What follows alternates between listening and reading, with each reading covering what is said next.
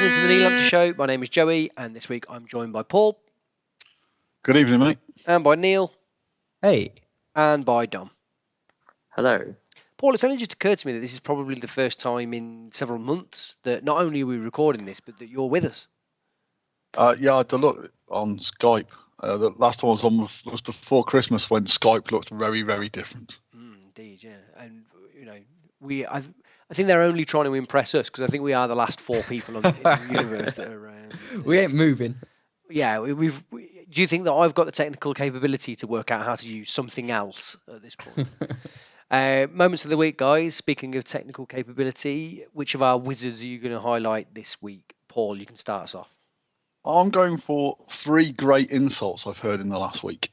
So at Nottingham Forest, we were near the away end, and one of the village idiots was trying to insult a Cov fan by pretending to use his fingers like they were glasses, as if someone wearing glasses was an insult. It's like, it wasn't aimed at me, but it was like, most people, I would say 50% of the people in the crowd are probably wearing glasses. Whoever you're having a go at, from wearing glasses for so long now that they probably, like me, sometimes just forget they're wearing glasses. That's not an insult. That was the third worst insult I heard all week. The second one was when the Notts Forest fans started shouting "yam yam" at us. You're jogging for that. No, that's really bad. Like, we're both south and north. I don't get it. Yeah. And then the final one was, as I said, when I came out of the ground against Fulham and got to do the bus, there was a Cov fan and a Fulham fan having an argument, which is very much the same argument that was going on anyway, which was, we've done the double over your shit, to which the Fulham fan went, well, we'll see you next season in the Prem, because obviously you're going to come up in the playoffs if you're that amazing. And then a guy, I'd say it was probably late 30s, early 40s, with a beard, turned to the Fulham fan who also had a beard and went, "Pipe down, Beardy." And it was just like, what? So at that point, we managed to get on the bus to get away from this onslaught of wit and humour. But it was quite a corrosive atmosphere after the game, with people throwing beard insults at each other. Where were you getting a bus to? Just around we went down to London for the weekend as a family, and I was getting the bus back to my car, which had parked in front of the hotel. Right, okay. The thing about when you go to a place like London is you realise that their public transport system works, because they haven't privatised it to 5 different companies like they have in Manchester. They have like one. So you get buses and tubes everywhere because the system works. If you tried to do that in Manchester, if I tried to go from my house to the Etihad for something, it would take me about 3 days, and I'd have to choose about 15 different companies. But in London, it just works. Sorry for listeners. I should have been absolutely clearer. The reason that we're back is that we are retuning to be a municipal public transport podcast, largely. Yeah. So if any of you had been listening in for information about the game, prepare to be disappointed, because we are talking trams, buses, planes, trains, and automobiles. Pretty much, yeah. Dom, public transport, that, and I love that film, and I had to just tell everybody that I love that film. So. Dom, your public transport moment of the week, please. Oh, public transport moment of the week. Well, actually, probably, yes, skipping a bus this week, because I'm close enough to walk into Birmingham City Centre. But I won't continue any longer on the theme of public transport. Yeah, I mean, if we can stretch it back to a longer period, I think I'm going to go back to what's going to be up with one of my favourite last-minute goals of the season, the one against Blackburn, just because it was just such a relief to make sure that that Blackburn didn't win the game. Just like the sheer extent of the time wasting, and the frustration with time wasting is that you can get away with it most of the time. I think we've seen like studies that say that the ball's in play like 60 minutes for most games. So like if referees having like even like 5 or 6 minutes of stoppage time, that's not a reflection of how much the ball wasn't in play for. So there's the clear incentive to do it, and it's just like one of the most tedious aspects of watching football on a regular basis. And yeah, just absolutely sticking it to them with that was an absolutely amazing moment in a season of amazing last minute goals. Where I feel really sorry for Blackburn and Mowbray specifically is that goal had we not have scored it, is they would have 2 extra points, and that would have meant that they were in the playoffs. Because just to be absolutely clear, they are no longer in the playoffs. They're in 7th. But look, I've got every faith, as I'm sure the rest of you have, that Mowbray will turn around this slide. Because why what wouldn't he he? does. Yeah. So The most odd thing about it was we've been at Cov games where you're telling the keeper to fall over at every point. Against Forest, the ball boy walked really slowly to pick up the ball and was giving the Cov fans a massive grin. And you're like, I don't mind. The thing about Blackburn is, if they just carried on playing the way they were, they'd have won they'd have won that game. Because yeah. I don't think we didn't have a chance until we scored. It was, it wasn't like we were pinning them back and there were time waiting because we were on top. They'd won that game really comfortably in the second half. They were by far the better team the entire second half. And you were like, if you didn't do this, you'd win. And as I said at the time, the thing about that goal, and then listening to his post-match interview, was I was really disappointed. I just couldn't go and dance right in front of him. Like, you twat. Where's that time come from? Come on. Anyway. It was a great ball by Dabo. I must put that in. It was a fantastic cross by Dabo. Todd Kane-esque. Todd Kane will tell you that. Neil, your moment of whatever this is. Yeah, my moment is, so Gyökeres put in one of his really good performances at the weekend, and what I tend to do when that happens is I go into Twitter and start searching for Gyökeres and Goikarez and John Carez just to see what the world is saying about him. And obviously you get all the Middlesbrough fans saying, oh, we got to buy this Gyökeres guy, and they can get the fuck, because that's not going to happen. But I also found a conversation around people just trying to discuss how much they think he's worth, and a few people saying a few COV fans think he's worth 5 million. And to that, I say, you are talking rubbish. It just makes no sense. So I did some market research and saw that he definitely is not worth 5 million, because if you're signing other Championship international players for the teen millions, he's worth it in the same. So yeah, my moment of the week is basically just seeing that the world COV fans still don't understand market value, and the fact that we have a striker who's definitely going to get us more than 5 million if we sell him. I don't want to sell him. Wow. Well, Neil, how much? I'm whacking him in the 15 million. And then people think that's wild, but if you look at what shit has been sold for 15 million from the Championship in the last few years, he is, as a persona, he's a Swedish international, 23 years old, just battered best team in the league, scored 15 plus in the league. And if you're comparing to, I won't name names, but fullbacks from Championship clubs who are at the same age, who haven't been capped, and they're going for 15 to 20 million. And then you get people like Ollie McBurney going for 20 million. I can't remember what someone was saying. It might have been my friend Andrew, but so the thing about Gyökeres, it isn't even, and as you say, you go online, it's not even the fans who are continually commenting on him. It's opposing team managers seem to be picking him out virtually every week. As and the thing about the Forest game was they had, is it Kean Davis up front? Yeah, Villa player, yeah. And he was, I thought he was like 18, 19, because I'd never really heard of him. I hadn't really heard of him. I'd never heard of him. And he weren't we in for him? I'm not sure, because I know there was another. There's another lad, isn't there, that I think. Oh, right. Yeah, but he was. You remember when we signed Frank Nublet, and you watched him, and you were like, if you did all the basic things that you should do, being the size and the power and the strength you've got, you'd be a brilliant player. And he didn't. He kept trying to do back heels. All Kean Davis did for the fight, basically 50, 60 minutes, was just going, I'm the strongest player on the pitch. I'm pretty quick, and I can use my feet. And I thought he dribbled really well. I agree with you on the power, but there was about. I thought his ball control and his dribbling was really impressive. But he didn't try and do anything above what he could do.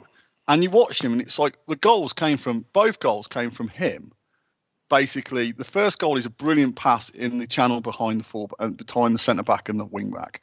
And the second one, he basically powers through and then lays the ball on the plate.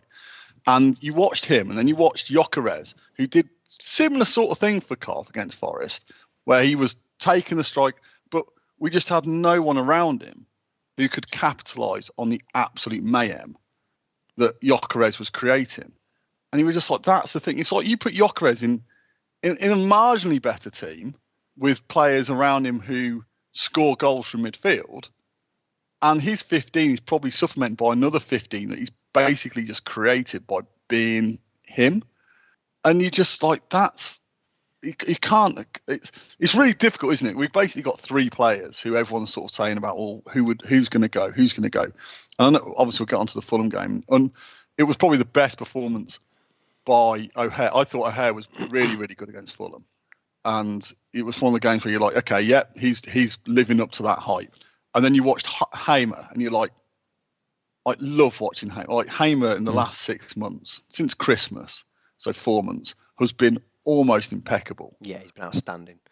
And it's just like you're gonna be so hard to replace because of the control you give us. But not just that, it's the impetus, it's the energy.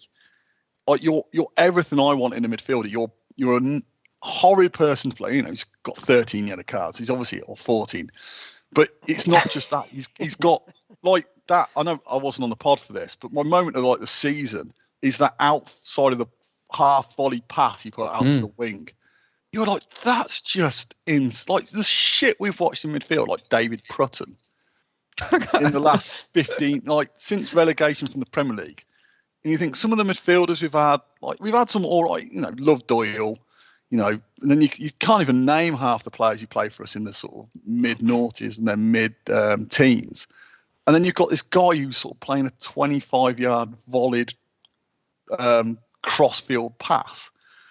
Like, oh, and then you've got Gyökeres up front, and you're like, well, the problem is it's like replacing any of them is going to be so hard because like Gyökeres is basically a one-man attack at times, isn't he? I mean, he's so lovely to watch, and how he beats people.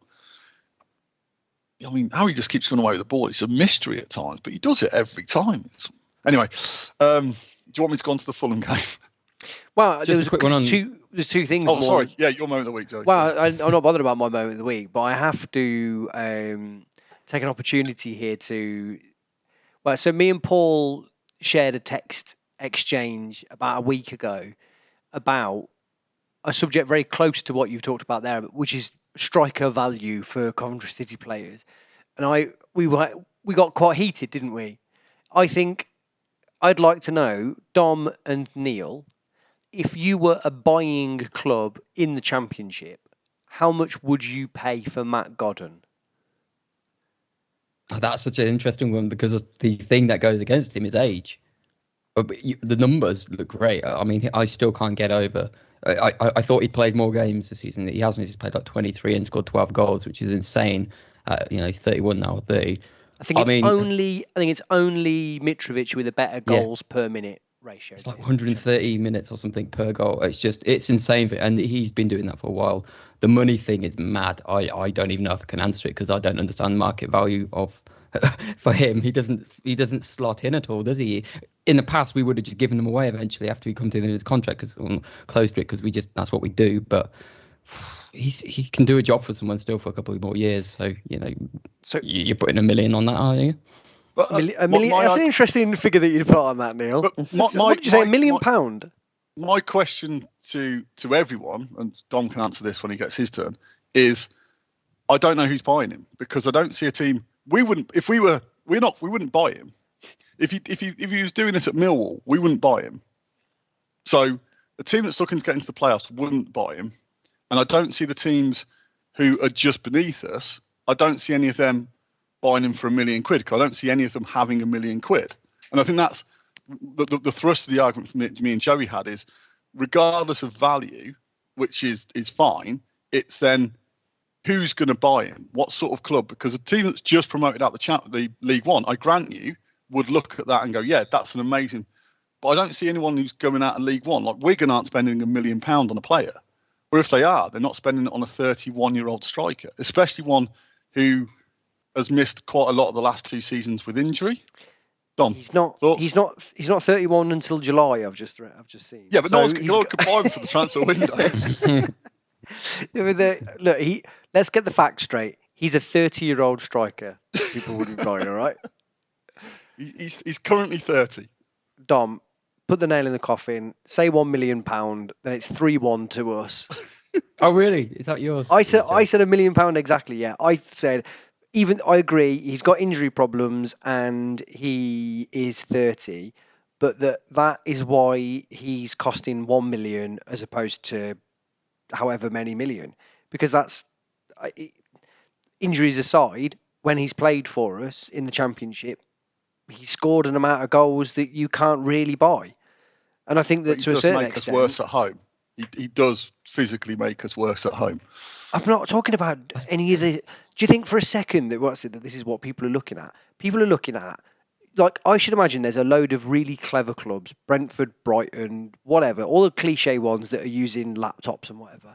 And there's also people like Neil Harris. I don't even know where Neil Harris is. Is he at Cardiff? Gillingham. There's people like that who They're are going not to be like, spending £1 million.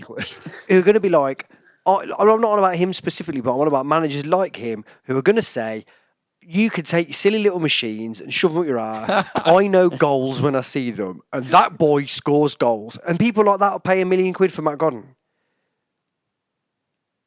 And I think he might be worth it. Yeah, he's worth money still. I mean, he's not for somebody. The question is, does somebody get it? Like who? But you know, he's still worth money. You don't give that sort of player away, do you?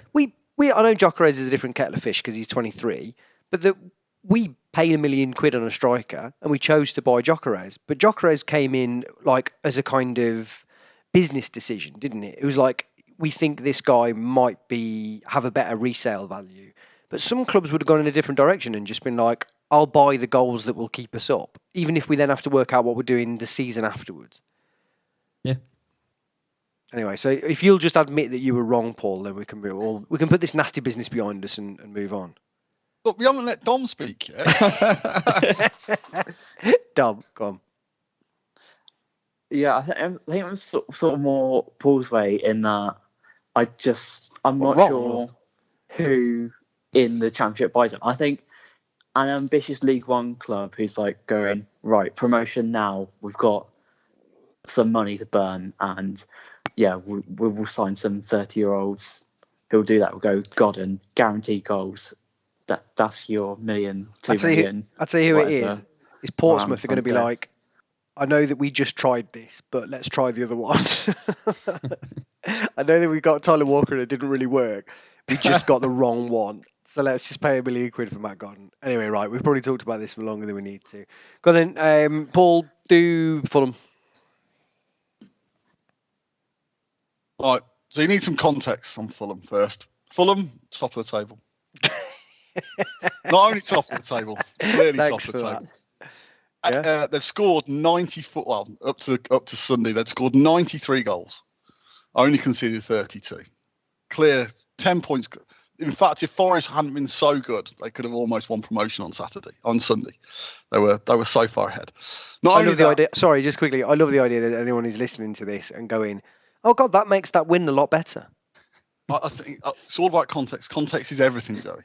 Not only that, our away form against teams, basically the top 14 teams in the Championship this season. We haven't played a team 15th away in the Championship this season. We hadn't beaten any of the other 14 teams in the top 14 away from home. So our away record against the top 14 is poor.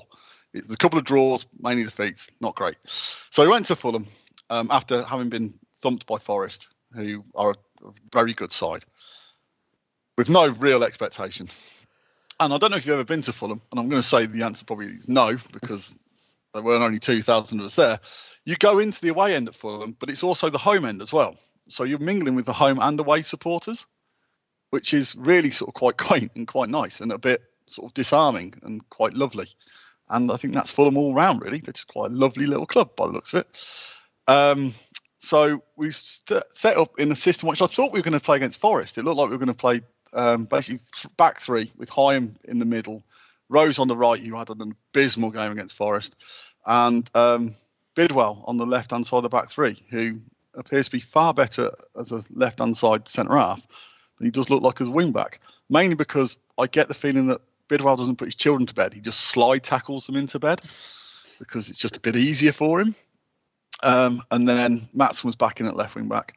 So he dropped Kane, and then Dabo returned to the right wing back after playing really well against Forest. which appeared to be some sort of debate between some people about how good he was against Forest. But apparently even the Forest fans thought he was brilliant against Forest, which shows how good he was. And then we set with Sheaf as an anchor man, and then Hamer and Allen either side of him, and they swapped all game with O'Hare and Gyökeres up front. So basically a system with 8 defensive players and 2 attacking players. But when we attacked, it also meant that we attacked with 6 attacking players, which I think sort of threw Fulham quite a bit. Because, as I said, they've scored 93 goals. They're not used to teams trying to beat them or trying to overload them. And that's what we did. We just, I mean, I'm not going to go through the game because most people either saw it, watched it, or know everything about it. But the system just worked. Like, we played so well. And it's one of those things where, yeah, obviously we beat the team top of the table 3-1. Of course we played well. But it was just a thoroughly good game of football between 2 very, very good teams who made very few obvious errors. Both teams were sort of on it. Fulham have got the lad that just signed for Liverpool, who looks really good, has made a couple of brilliant touches in and around our area, and seemed to be sort of creating space and havoc with Mitrovic up front. And, you know, it ebbed and flowed, and then we scored off a corner. And before Hamer had taken the corner, I turned to my mate and said, well, if he scores directly from a corner, I won't celebrate. And obviously he whipped it in, and we all celebrated. I didn't overly celebrate the first goal because I'm a bit nervous about celebrating the first goal against teams like Fulham, because you just think that's no way to live. Come on, Paul. It could be your only goal. But I don't want to put all that energy in and then be mocked by the opposing fans for putting all that energy in when we're sort of 4-1 down. So I sort of was quite demure. And then I saw again, obviously it's a great header from Rose, but it's another great... Hamer went when he first joined. Sorry to interrupt you again. I thought it kind of a medium flick and then onto the Fulham player. It looked more own goalie to me than that. But have I invented that? That seemed... I don't know, because remember when Hamer first signed, and we were like, this guy's a brilliant set piece taker. And then we went for a spell where like Liam Kelly was taking our corners again, and Shipley, and you were like, what? Why? But Hamer's got into this habit again, second half of the season, of basically just trying to score from the corner. And I think when he whips it in at that angle, at that height, it doesn't take a lot for it to go in, because the momentum's already, it's just a great ball in. And then sort of the game ebbed and flowed again. And then a nice bit of interplay down the left, and O'Hare fed Gyökeres, who did his thing of dribbling and side beating a couple of players and putting a rather speculative shot, which the keeper helped into the back of the net. I celebrated that one. Yes. That one I celebrated. Very quickly on that goal, did anyone of you happen to listen to the CWR commentary of it? I was listening, but I forget it. It's just that, so I'd got it on iFollow, and that it seemed to be in the net a very long time before Clive realised that it was in the net. I think the same was for the fans as well. If you hear it's the weirdest sound from our fan base, where obviously they're right behind it, so they can see the shot hitting the keeper, and you don't get a sense of perspective. So it kind of must have bobbled up in the air, and it's like, ooh, he saved it. And then this disbelief, it seemed to be, where the ball's then in the back of the net. And it would have been weird to look at that one, because it just made no sense. I mean, it was unusual, wasn't it? I've watched it a million times back, and I still can't really understand what happens. Are you able to describe it, Paul, for anyone that hasn't seen it? Well, basically, he dribbles forward and he takes a couple of players on. And then it's a bit of it's not a great shot that's on the floor. That's sort of bit to the keeper's side, but the keeper's almost got too much time to see it. Yeah, a bit to the keeper's side suggests that it was, that there might have been some element of difficulty in trying to see. I mean, the thing, it wasn't straight out. It wasn't like, you remember, was it Tim Flowers against Liverpool? Collymore, yeah. Yeah, where the ball hit the divot and went over him. It was, he did have to sort of move towards it, and he sort of did, and went down a bit too early, or just almost was probably thinking about distributing the ball next or doing something else. He was having for dinner. Yeah, and suddenly the ball's in the back of the net. And as you say, it's one of those ones, a bit like the goal against Blackburn, where everyone was really frustrated that O'Hare had missed a really good opportunity, and they were so busy groaning about the fact we'd missed the opportunity that no one really noticed the fact the ball was just rolling towards the back of the net. And I was right in line with that. So I think I was one of the first people to really appreciate, like us, where we were one of the first people to appreciate the fact that that was going into the back of the net. It was going so slowly, but it was rolling just inside the post. So we started to celebrate almost before it went in because we could see it was going to go in. Like this goal against Fulham, it was just, is it? How come that's in the back? Oh, okay, let's celebrate. And it all went crazy. And then Fulham had their opportunities. There's that great, the one that hits the bar. I don't know the name of the lad who had the shot, but the fact he managed to control it and get it on target was just a fantastic bit of quality. And as I said, like both teams had their chances after that. Fulham were never out of it. They were obviously a good side, and they were playing well, but we matched them player for player. It's like you can almost go through the team. It's, you know, Moore put in probably his best performance for us. He made some really, really crucial saves, stopped everything, caught everything, just held on to it and gave us a sort of a platform. In front of that, I said Rose was awful against Forest and was as good against Forest as good against Fulham as he was against Forest. You know, the old fucking adage. I mean, Hyam is just getting better and better. It's an interesting one. I think he's the only one of the defenders who's played in every position across the back three. And obviously they've decided that they're going to stop messing around. They put him in the middle. And it was a great tussle between him and Mitrovic. I'm not saying that he completely dominated him because Mitrovic is so good he will get away.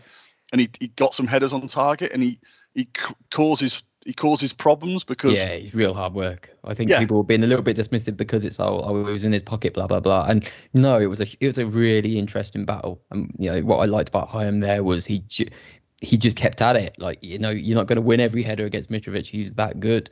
But, you know, it's just a show of his quality now that he's now making life hard for quite clearly the best striker in the division. It was great.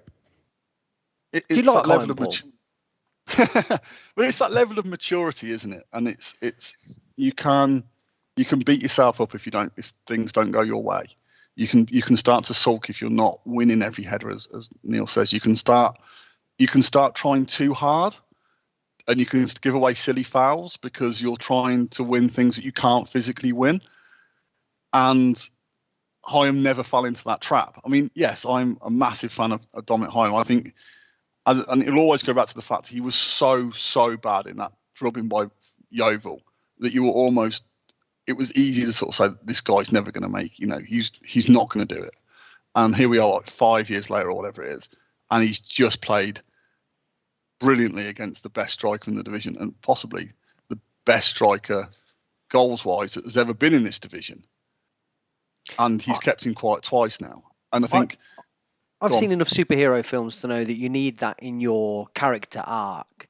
Is you need to have a kind of a sort of professional nadir to sort of Ben Turner did it, didn't he? I can't remember who against, but Ben Turner when he was about 18 had some game where he was just like stunk the place out. And I think maybe as a centre back is you have to kind of have that to then sort of climb back up again. Marcus Hall never climbed back up again. I mean, Marcus Hall was how old at Derby that? Is it that the game you always reference? Is it the Marcus Hall game?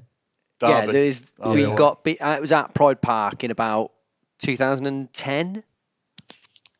It's got to be around that 9. About 8, that. Yeah. But yeah, so you know, and then as I said, Bidwell is just really good left hand side of the back three. He's just, as I'm surprised that he hasn't played there more often. And Dom will probably point out the fact I'm incredibly wrong on that, but he just seems so much more settled there because he's not having to get up and down the pitch. He's basically got a very defined role as the left hand side of the back three. I think wing back's quite a difficult position. You've got to be all things to all man, or women, or all people. But at left wing back, at left side of the back three, it's very much you've got an area you've got to play, and he's just really settled in. And then Maatsen, again, he's up there with one of the best games he's had. It was just a really good tussle he had with the with their right hand side, and it was just a really good, interesting match from sort of matched up between those two. And then in front of them, I said Sheaf was just. I said the thing that got me about Sheaf on Sunday was sort of you watch it, we don't really appreciate was how many times he beat his first man and created time and space for him to then use the ball. His use of the ball, but his use of space was really good. And just having that extra player in front of Mitrovic, but also because they play 3 behind, it didn't give Fulham the space to sort of utilise in front of us. They couldn't pick up the pocket because Sheep was always there. Even if he wasn't in their face, he was closing down the pass options, so they couldn't play through us. They had to go round us, which really helped. And then Alan, again, just work rate of the guy. You can't knock him. Whether or not he needs to be upgraded in the summer is open to debate, but you can't knock what he brings to the team when he's playing like he is, because you need those people who just leave everything out on the pitch. But he's consistent as well with it. He's really grown into a player who is very reliable. Again, one of the worst players against Forest, but he had, me and Joe discussed this in the past, he had a sort of Jim O'Brien performance where he was so heavily involved. The fact he was rubbish didn't really matter because he was so heavily involved and he was so eager to get involved and he was on the ball a lot, and he was rubbish by the fact he was trying so hard to sort of drag us forward. It wasn't rubbish as in he wasn't caring, it was just misplaced passes. It was just sort of over enthusiasm on that day. And then against Fulham, it just clicked for him. And then in the second half, Fulham began to get a little bit more on top. They changed their system. They brought on a different player, and they sort of moved players around a little bit and got a bit more sort of comfy position. I don't know the name of the number 6, but he was shit in the first half, and he had a really good second half because they basically moved his position. They moved him deeper where he could dictate the play a bit more, and Fulham sort of edged the second half for periods. But still, we kept countering. We kept having the opportunities. Gyökeres kept running at their back 4, kept creating space. If we'd been a bit more clinical, if we had that extra little bit of quality, a little bit more composure in the final third, we definitely would have scored a third before they got their goal. Again, you can look at their goal, and it's basically, I think, 2 minutes before that, Dabo and Maatsen were on the edge of the Fulham box because they were still going forward.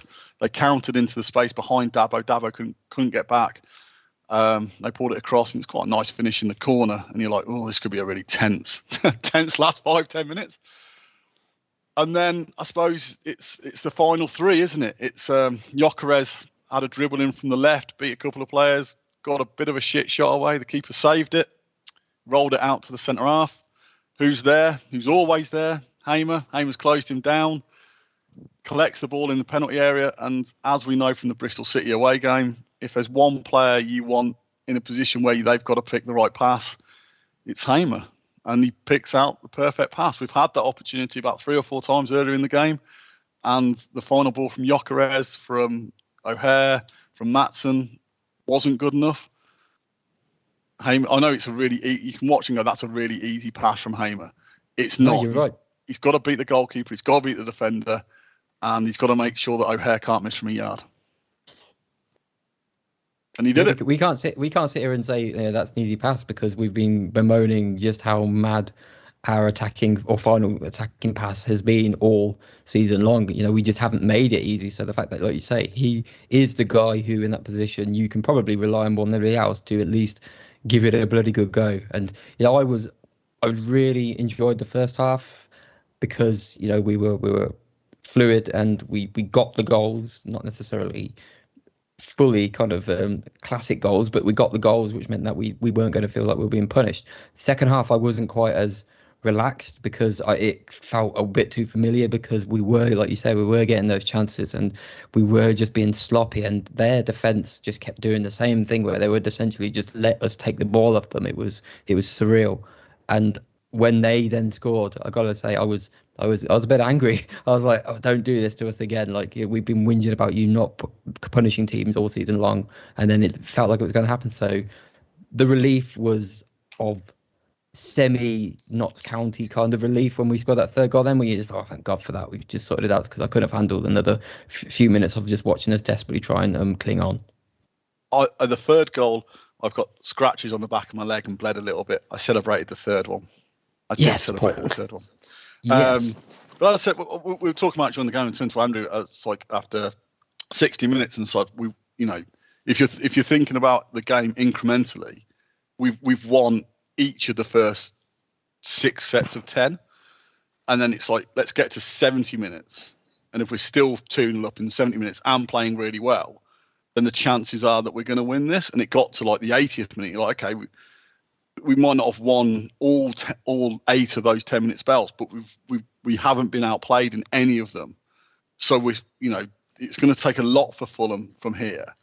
Oh, did you have this conversation in the game? Yeah, because it was Because the reason we had the discussion in the game is because it felt such a big game against Fulham, and you know they're such a good side that you know that it would only take us to lose momentum for not, when they were on top, they'd never really peppered our goal, and that's they dominated spells of the game in terms of possession, but never sort of chance after chance after chance. They did have chances. As I said, Simon Moore made some really good saves, but within a minute we'd have a chance. So you were never sort of sat there going, oh shit, we've got to, sort of time wasting. You think, oh crap, we've got 10 minutes to go. You were thinking, okay, this game's still going end to end. And I said, the thing about the Bristol City game, I know it wasn't on the pod for that, but the thing about the Bristol City game is you'd have walked, if we'd have lost that game in the last minute 3-2, I still would have walked out of that game going, I thoroughly enjoyed it. That was a good game of football. Bristol City are a good side. They've got some really good, talented youngsters. It was a really good game of football. And the game against Fulham, it's like, if they'd have equalised in the 93rd minute, yeah, I would have been disappointed that we hadn't held on for a win. But I also walked away going, we've done really well today. And we've really held our own. And it's been a really good match between two teams who are playing really well. And the fact we won, we got the icing on the cake, was amazing. Like, it was truly brilliant. But also, and I know sort of this gets thrown around a lot, but it's like you just think where we've come from and the players who, I said Hyam, you think that, go back to the Yeovil game, also some of the other performances in League Two. And, this isn't, a lot of those players, Dabo was in League One with us, Rose was in League One with us, O'Hare was in League One with us. We've all, as guilty as anyone, wrote Ben Sheaf off. Jamie Allen was in League One with us. We saw Gyökeres last season. We were a bit unsure what he was going to be. Again, the people we haven't mentioned who deserve as much credit as anyone else are Robbins and Vivesh, because they're a really well drilled side. They're a brilliantly well drilled side, and it is only the final third that lets us down. If we're only still 6 points out of the playoffs, but you look at it and you're like, this team isn't that far away. The worry is that it's going to be very hard to replace those players we talked about at the start. It's going to be very hard to replace Gyökeres. You might keep Godden and get as many goals out of Godden as you'd have got out of Gyökeres. But Gyökeres, we won't. It'd be very hard to replace him with a striker who causes so much havoc. And it's not even like he caused havoc against Peterborough. He causes havoc against, Middlesbrough, who are 8th, Fulham, who are top, Forest, who are 3rd. Those are the teams he's caused havoc against. And Haim has stood out against teams in the top 6. It's the absolute quality. And the other thing is, the other frustrating thing, and it's a massive bonus for them, is that they're only 23, 24. The team that played on Sunday, it's not an old team. Hyam's, 25? He must be one of the older players. Dabo's 24, 25. If we could keep this team together and add that little bit more quality, then not only with like 3 extra pieces of quality could they go up, there's potential with 3 bits of extra quality. They might even be able to give a good chance of staying up. But this is this team, isn't it? This is their one shot at it. I'm sorry to say, I'd love to say that we're going to keep. I can't see how we keep Hamer. I just can't see how we keep Hamer. I can't see how someone doesn't sign Gyökeres. And Fulham, they need someone to go up front with Mitrovic, who's not really done it in the Prem. And as you say, 15 million.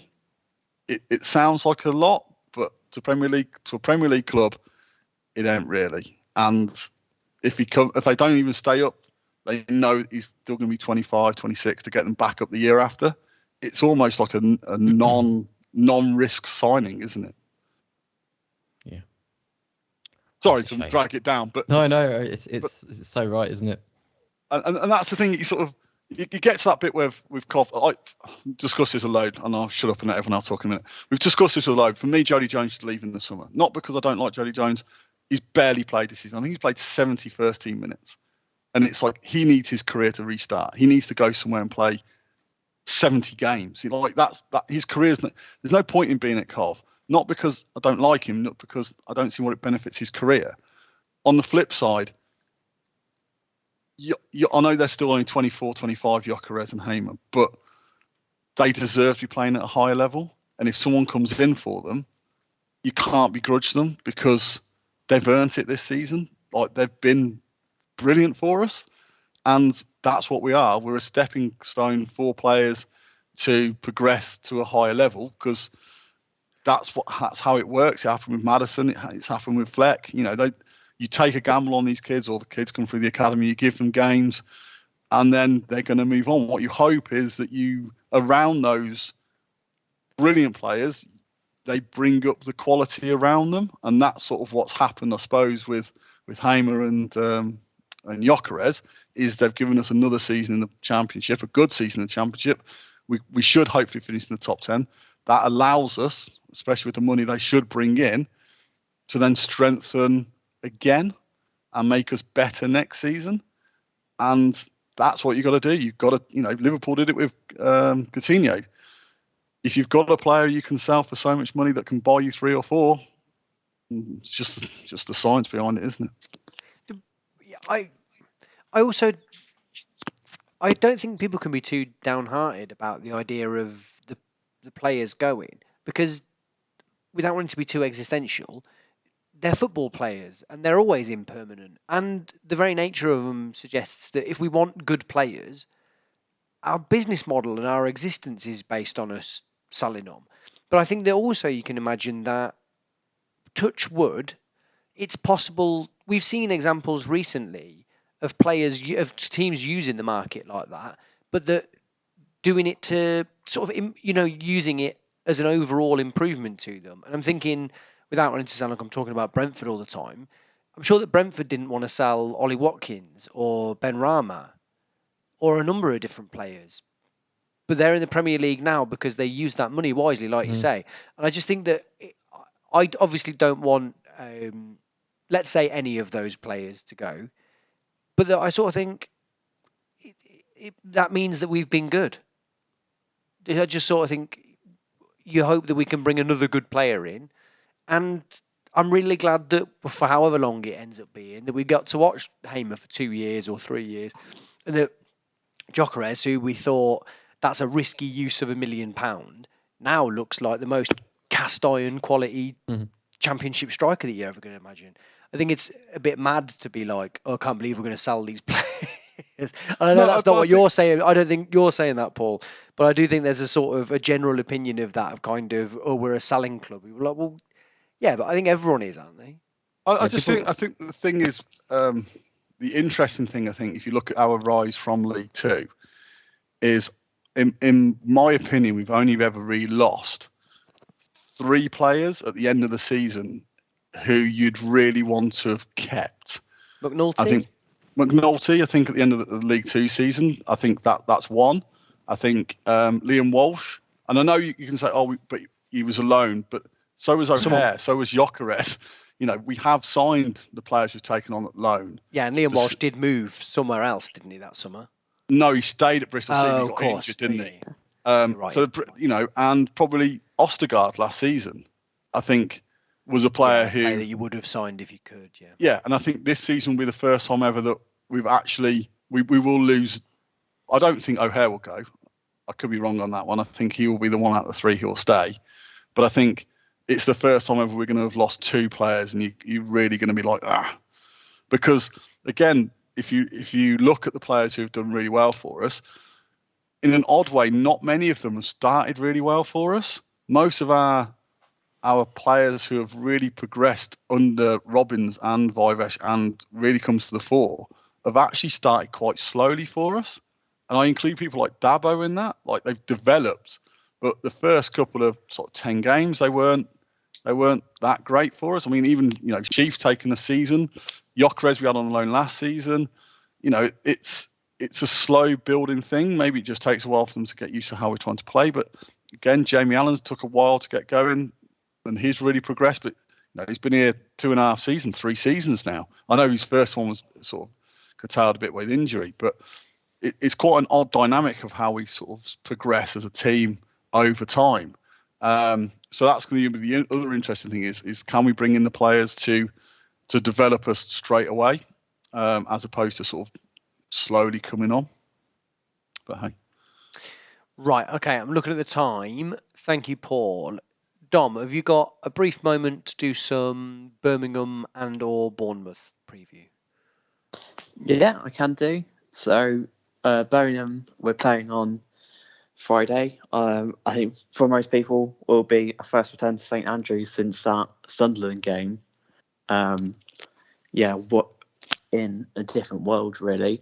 But yeah, on to Birmingham themselves. I mean, they're sort of in the state we were just before we were relegated from the Championship, where they've got a set of owners who just don't really seem like they know what they're doing, and there's quite a few sort of mysteries surrounding who actually owns them, what's happening with their ground, which is why capacity is so massively reduced at the moment, why we didn't get a massive away allocation. Like half their ground is in a state of disrepair, seemingly. So to the point where they don't open it. I think 2 of the stands are closed. Oh well.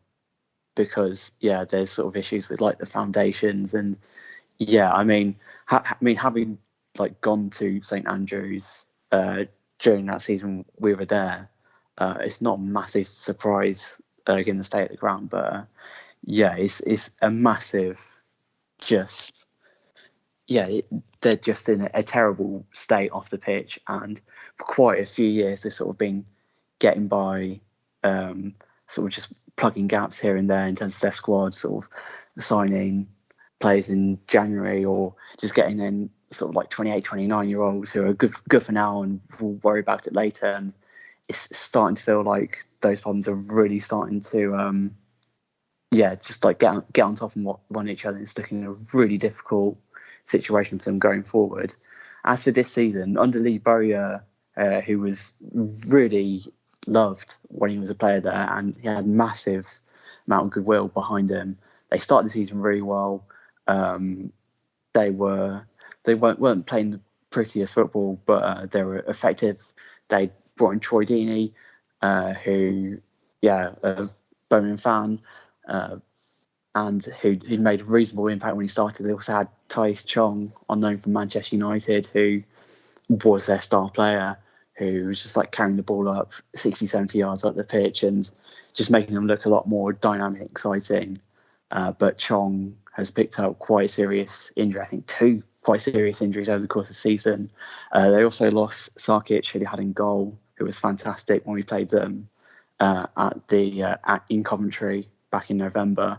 And also Dion Sanderson in the centre of the defence, and the squad is just such a strange squad where it's just like really imbalanced in some areas, but there's still a little bit of quality there. They brought in Lyle Taylor up front in January, who worked under Lee Bowyer at Charlton and is someone who sort of really relishes like big occasions and winding people up, and he'd be quite niggly. It's a good sort of striker to have in the system, especially if you're sort of a struggling team, to help you get up the pitch and nick the odd goal and give a bit of edge to you in attack. They also brought in Juninho Bakuna, who's sort of a skillful kind of box-to-box type midfielder who's added just like some spark in the middle of the pitch that they've been lacking.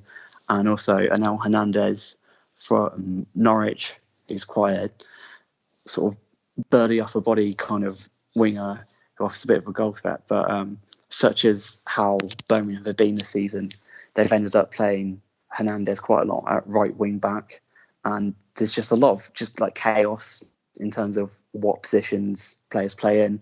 They've been playing wingers at like full back a lot. They've been having to chuck in kids here and there, so it's quite chaotic. I mean, I still feel they're a team who've got performances and results in them.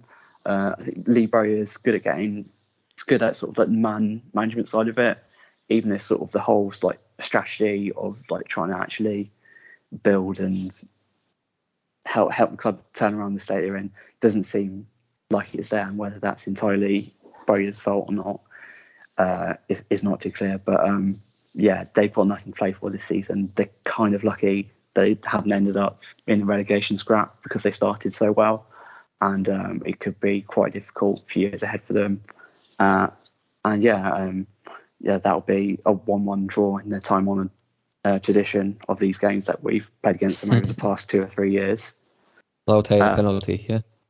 Yeah, and then on to Bournemouth, who have one of the best squads in the division, and they've just been, for quite a large part of it, quite unconvincing, but because they've got really good players, it hasn't really mattered.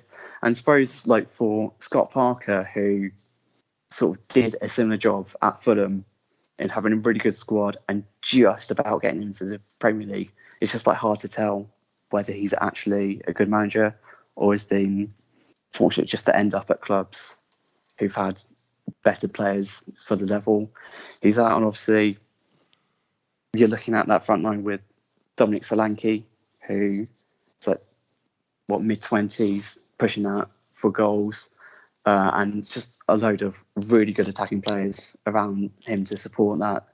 Really good sort of squad depth. They, like Todd Cantwell, Ryan Christie, still got Jefferson Lerma, Lewis Cook, Philip Billing. It's an absolutely crazy assortment of players to have, and that's why they've been around the result, but they've been quite unconvincing, especially over the second half of the season.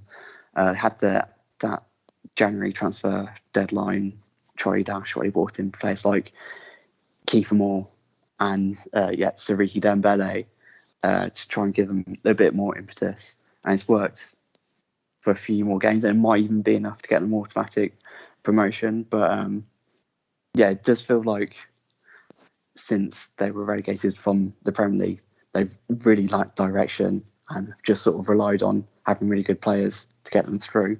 But that doesn't make it any less threatening going into a match against us. And depending on what result we get against Birmingham on Friday, it could be an opportunity to take something off a really good team, or it could just be a complete walkover for them as they look to get their hands on that second automatic promotion spot. If Bournemouth had a manager, they'd be level with Fulham. Scott Parker's just when we played them at their place, they were dominating, absolutely dominating. And when they went down to 10 men, you were just like a proper football manager. Doesn't stress, doesn't panic, just sees this out. Like there's no risk to them at all. I know we've got an extra player, but there's no risk here. And then Dominic Solanke was suddenly at left back, and they were just panicking. And I think then they had an opportunity to go 3-0 up, that was a really good opportunity they wasted, and they just imploded. And you were just like, this, your game management for a team that was recently in the Premier League, that's got the quality of players you've got, and it must have come from Parker. Like, I think Parker was just skulking around the manager's area, just really looking nervous and panicky, and you were just like, there was no leadership anywhere, like on the pitch or off the pitch. There was just a void where management would have been, or management of a competent management would have just easily seen that out. And you were just like, no, I'm sorry. That was the point where I was like, I'm not bothered about Parker at all. But it was at that point where it was just like, no, you're not. You've basically been given the Fulham and the Bournemouth jobs. Your next job will be probably Birmingham or someone like that after Bowyer, because you've got 2 teams promoted, but you'll fail there, and then you'll fail somewhere else, and then you'll be on TV. You sound bothered. That's my prediction. I'm bothered now because of how frustrated I was at the time by how it almost sort of, he's been because he's Scott Parker, he's been gifted two of the best jobs in the Championship, and he's made a hash of the Bournemouth job, complete hash of it. And it's not a hard job at Bournemouth. Like it's you don't have to be that competent, and as he's proven, you don't have to be that competent to get them second. If he was competent, they'd be far, far away. They'd be out of it, and they might still blow it. Like I think Forest are definitely a team they've got to worry about. Forest are really, really good, and they're absolutely flying.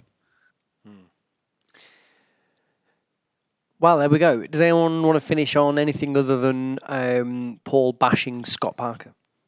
Scotty Parker. Scotty. So that's perfect.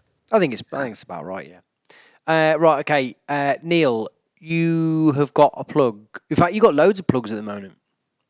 Yeah, I'm all over it. Yeah, so I am kind of writing again. So skybluesblog.co.uk.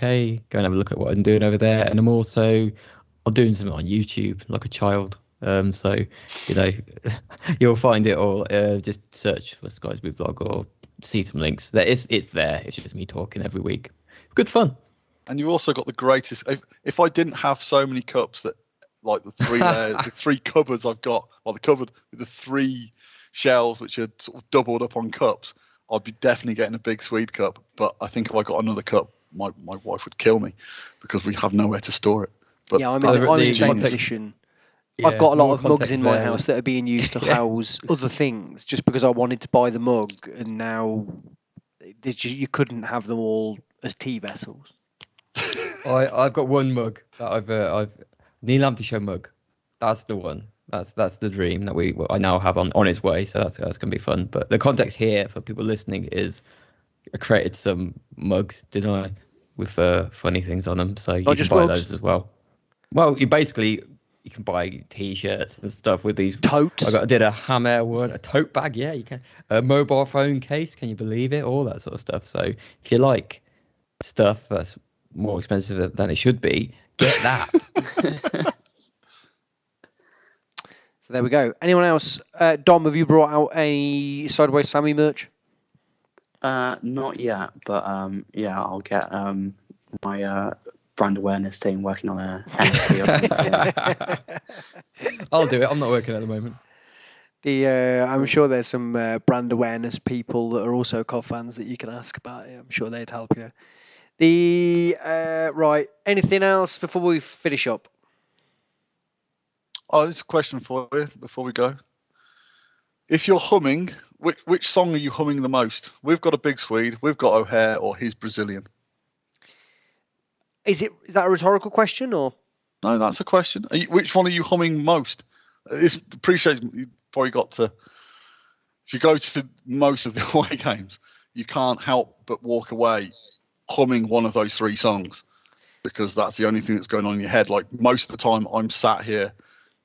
Today's mainly been We've Got O'Hare going through my head, which I still hear as instead of is the Solihull Messi, I still hear as We've Got O'Hare. We signed him from Solihull FC as a dig at Villa more than as a boosting up O'Hare's the equivalent of Messi. Classic. But it's normally the Big Swede one that's the dominant one in my head. But according to my Twitter poll, He's Brazilian is the most popular of our three songs about our three best players. Well, I liked the fact that when I voted on it, is they were almost neck and neck, which I thought was quite pleasing. Yeah, we've got a Big Swede and we've got O'Hare, 30.8 and 31.4, and then his Brazilian is way ahead with 37.7. Mm-hmm. So there you go. So if you're interested, the pod will have been out after this poll's finished. But yeah, beautiful. Dom so thrilled by that conversation that he felt compelled to leave temporarily. There's your statement. Right. Okay. Let's take that as a hint. Dom, thank you very much. It's good to be on. Neil, thank you very much. Thank you. Paul, welcome back, and thank you very much. Fuck off. Yeah, never come back. With your positivity and your happiness. And thank you, listener. Bye.